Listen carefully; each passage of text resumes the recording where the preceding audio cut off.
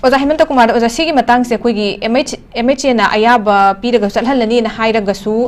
मसी हुजिक लाइदिबा situation सिदा ए ओजा की ताजन थमगो फम दुगो जागी मोट ओइना हेपेट मानना लाक्चगे हेपेट हाइरगसु लाइदिबा सिचुएशन ने फटचसिन बसी अखोइना मसी ओवरस्टेप तौसिन बनिना मसी लौबो याब्रा यारगनी हाइरगना यहलगनी नत्रगना अखोइगी पिरइबा directive यहलगनी हाइरगना ngaktok ngamdise kaigina duk amatang ai kan panjage oza khoi ngarang si dum Kuki Zo council दगी माइगे साइड दगी थंबसी अखोई साउंडरीबा हॉस्टिलिटी के काम मयाम से अमत तौनरोय हाबिगी एग्रीमेंट गुंबा मा हाना अखोई कनो तहौरगदी थंबहौरगदी यानबा पोतुम लेहौरगदी ततोकसिन तौबसे हेना सुनुगाइनि का हाबि वफमसु थंब लाइकिने कमाइन थंबिदिगे ओजा अखोई कनोमा ख्वाइदगी हेना को फबा हारगदी मसागी कुकी सिंगना मोइना तालिबा डिमांड से डिमांड से अनकंडीशनली मैं खंदोकदबनी नंबर 1 को अदु खंदोकदब सुया यावे सी पोसिम को आई मसी मतंग दोजकी मतंग सु लाक्सेगे को यस अदो union home minister Amit Shah ना खोगी हाइगी वफम अमा ngasi से सोशल मीडिया दा लाई हाइंग गी पाउदा मयाम दो यौननी ने खली आई खनबद को माना नहान गी सिक्योरिटी रिव्यू तबोदा ngasi कुकी सिंगना तालिबा यूनियन टेरिटोरी से मसी से सुंग ओय या ओय हाइरे याम नाखै सिंगना हाइरमनी को माना अदोगा सेपरेट एडमिनिस्ट्रेशन नो यूनियन टेरिटोरी नो हाइजे गवर्नर दा हाइर खबने मसी पाउसी ngasi लाय को अदुना कुकी सिंगी यामना नुंगाइबा पाउ मनी सी पाउसे मुइदा फंगबदा नुंगाइ जगदा पाउ मनी को नुंगाइनी मोइ नुंगाइबा पाउ अदो मोने जो खनगदमने इंडिया सि करंबा लेबागो हाइसी याम नाइनगदमने को मोइगी खुजोक अमखक नि खुजोक अमखकना मोइना मोइ नुंगाइ खर पाइरगा हुमबगा पुया पोन्ते को आई कनम हाइजेगे तोने मोइ वा तोने ngसाइगी केनो से अखोगी खर चावबा हारसिने अखोगी कर्नाटका हारसिने कर्नाटका सि अखोई मुई गवर्नमेंट तुना वरप लौरो अखोई इंडिया दगी तो खाई तारनी न वरप लो असेंबली द लो ngambra दियो याब्रे यो इंडिया की कॉन्स्टिट्यूशन ने कइनो इंडिया कमाइन ngaki कमाई चलाइगे सि येंगद ने को अदो मुई न डिमांड तो बदुदा सेपरेट एडमिनिस्ट्रेशन सि मुई द सेपरेट एडमिनिस्ट्रेशन पिदो सि करिगिनो सि मैतै गा यानदि मैतै न मुई बताथि तावोइना तावि मुई दि तोंगला मुई न कया हाखरे अदुदि कमाई तौनी अदुदि अदु हाइनरदि कमाई तौनी ngasi सु येंगो तौरिसिनी मैतै सिंदी अदुम बागी पुंगि फादरगा अदुम लई अदुगा तेन पामदबा तौदोकसे अदुम थोरपा याय हाइना तौरगा ngasido कनांदा पस सतेदना जस्ट गसागी फोक्स की अमा चलिदुदी आ योगोक्तु चपदु इंडिया मेना तौइदु कयाम फजना तौगे खोके अमा तौगे द खंगबगी थौरांग अमा तौबो रमने न खलेबको आई मोइ चलंगने बसुनिंदि आई थमोइदा सोया दो पोट अमनेबको मरमदि आदा मोइना कयम हायतगदी सप्पा अमा तौबदा इंडिया मेना सिलिदा खोइ सपोर्ट तौनि खोकनि हायक पनता बनिना अदुम थिंगनि हायरा बनी को अदुगा देन अदुम सिनि हायरा बनी ngasi अमा लोंगि न अमा सिरिजिनि को अमा सि मी याम सोए मी कुट्रा ने फु हेना सोए को नुपा अमा सोए ममिंग से हारम बना फबरा नि खली आइना लांगुन सिंगसित हाय मासी को कैथेल मानबी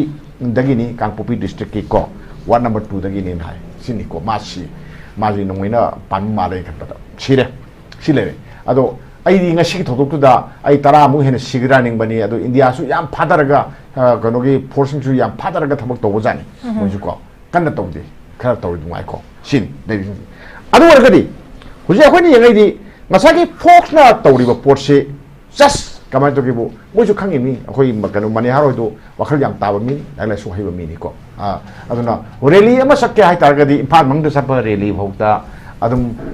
डिस्ट्रिक्ट मजिस्ट्रेट के अयाबा अदुम लौइ अयाबा मोइ कसु अदु अयाबा पिरमदो मानदे अदुननी ngसागी डीएसपी इंगोसाना माना हाइदो दुने को सगी अयाबा मा पीद्रगदी सप्पा नुआइरो हाइदुने को मोइददी मदु अदया अयाबा यावदबनिना सक्कनो इना थिंगी अदुना सक्कनोना सलंगनोना हाइ अदुना मदु अखु थिंजेबनी हाइने को अदो तगाय फदना नुने सत्ता यादे ना हाइ तारगदी नुने सलिबा पर्पस सुनुने तगाय फदबा थबकेनी हाइ तारगदी मयाम पैसेंजर बस थारिबदो अदुगी मरकुद दम यावबिरगा सपिरगदी कइंता कनांता कइम हाइरोइसिने को अदो आइना मो हाइजनिंगिना ngasa इंगो साना हाइबदुदा कोई कनुना एसडीपी इंगो साना हाइबदुदा ngसागी मैतै हि यारो मोने बस दा मंगा यारो मो सला मोने अदा दम लौनी लौनदम निको गजि मै चायदना सलिबा एमएसटी की बस मै चाइ मै थारिने बको सिक्युरिटी फोर्स समतना मदु कइम तंगुमदि मै दम थालि नत्रो थारि नत्रो कन्गुमदि नत्रो ओजा हुजिकी मतंग दुदा ꯑꯩꯈꯣꯏꯒꯤ ꯐꯣꯛꯁꯤ ꯀꯥꯡꯕꯨꯅ ꯑꯗꯨꯏꯗꯤ ꯑꯩꯈꯣꯏ ꯒꯥꯔꯤꯗꯩ ꯆꯠꯄ ꯌꯥꯔꯣꯏꯗꯕꯅ MSCꯗ ꯑꯩꯈꯣꯏ ꯇꯣꯡꯖꯔꯒꯦꯅ ꯍꯥꯏꯕꯅ ꯃꯨꯛꯅꯕ ꯃꯇꯝꯗꯁꯨ ꯇꯣꯡꯍꯟꯈꯤꯗꯕ꯭ꯔꯥ ꯀꯩꯅꯣꯝ ꯇꯧꯕꯅꯦ ꯉꯁꯤꯒꯤ footage aduna si yengo aduna hojik khangi central government su khangi aduna kayuma khara thokpa yae se khangi adawdadi moina government na khanba pot ka azagi kanona ar tokthol thok ka dudi khara lapna greba ko passenger so amta misa yaudre baitai so amta yaudra banina hana su free movement chatpanina akhoi gari se dum salabani free movement salabani mayam na tungbida bani hai na bai mamangi government na toramba azagi kano do mallaba adugumba wari do drama do sumna kan tawgen torop kane bako ada mayam som de yaudi adum khangbanina yaubu yormadi ngasi phajaram do yani ko mayam laune bako si posima adum lei aduna hojute kamai tore akhoi ne yindu se mada nate tawri sing se akhoi na donai thabi da su sagi relief camp ta leiriba mi mayam ama lai laga mogi hana gi yumdu sanjagi haibani moji reli chakya habinati ko reli chakya habinati ado sangba yaroi me bafar zone leitre haidai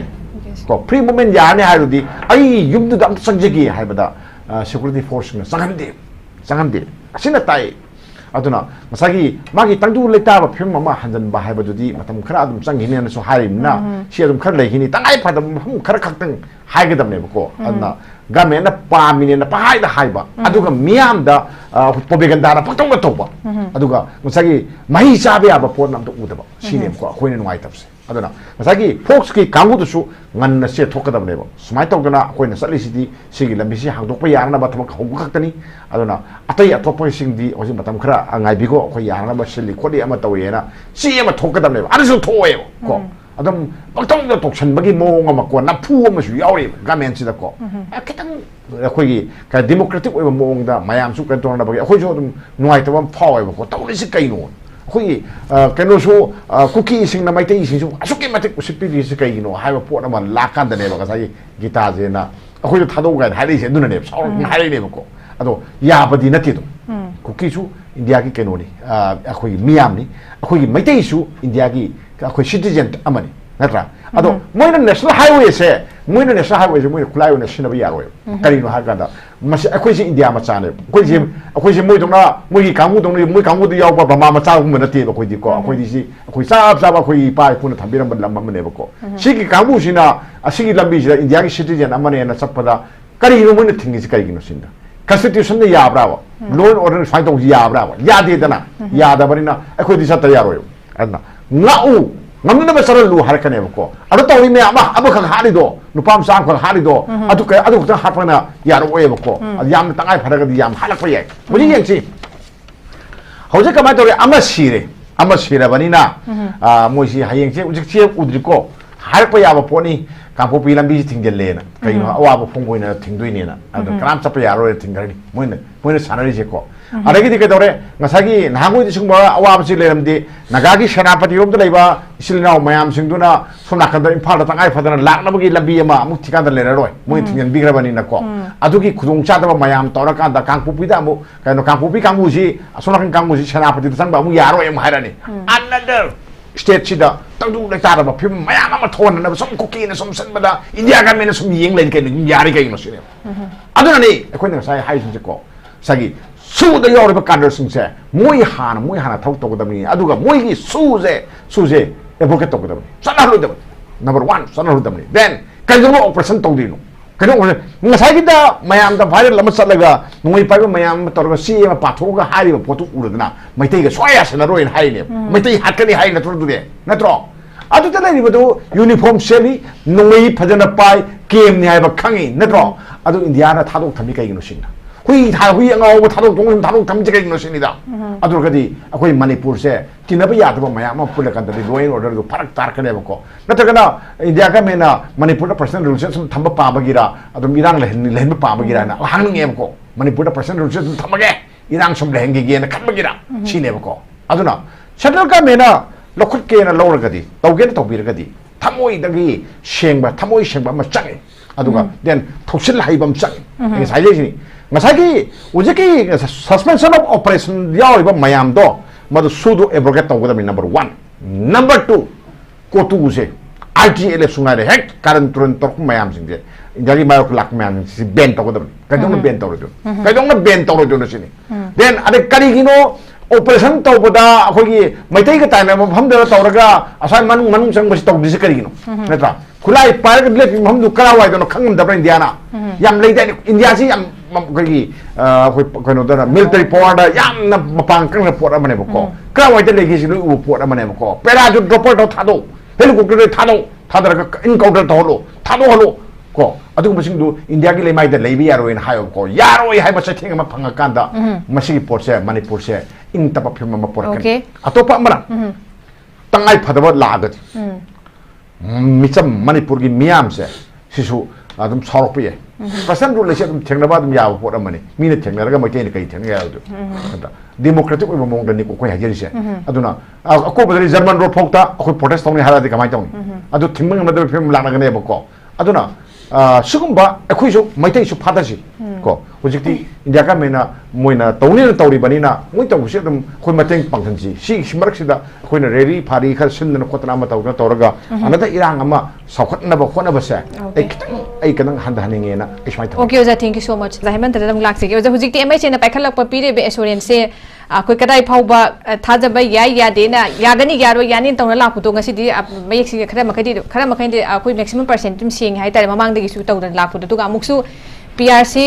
side katang da pangta katang chatna bra haibagi pot amakak thabak khara tharong khara developmental work khara pakhalak pagi madugi acceptance khara leita raga su ngasi gida mu chingna bai wahang amung thoi hai tare kamai thambini ga kaino akhina masida ojekti matam ji sanga ba irang ni aduga irang si agogi tawgadaba pot ama Manipur gi da tawgadaba pot ama hai tare ko ga central government na tawdi odi phaw tawdi ba ko tawdi ai mai ai isa di sopo yaroi misa di khangdi hai mong da makak tawri ba ko aduna maram oiraga irang si lakshan ba yakiroi lambi ani khaktani amana kamai to ge bu wakhal fajana ta halaga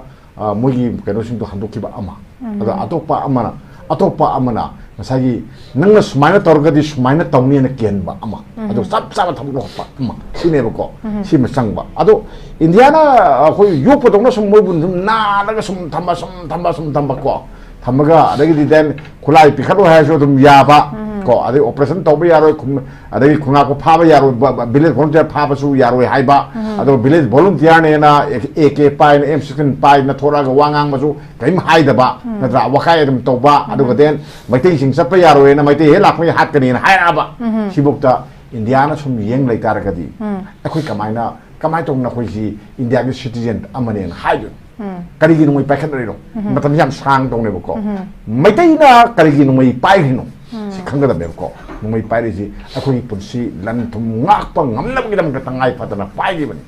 pai ri ban nungoi se central government na phajana moi na ngapi rama ba ko myang gi punsi su ngapi rama ba lan thum su kan bi rama ba ko awana ta abdu tahalam draba tam ta ga di maitai nungoi pai ba si pai ba thabak na te ba ko tumi kang mar ta sa boy cha da boy mi ke thawai ka kriyam ko ana da ba pot amada ado india government ki ma gi tawdo ma thawdo tawdo ba na ne ba ko aduna haudik su ka mai to ge bu sugum ba ta ba nungai ta ma ama moi amani siraga adagi den adagi gari ema mani mai tharaga MSD yaw mai tharaga aduna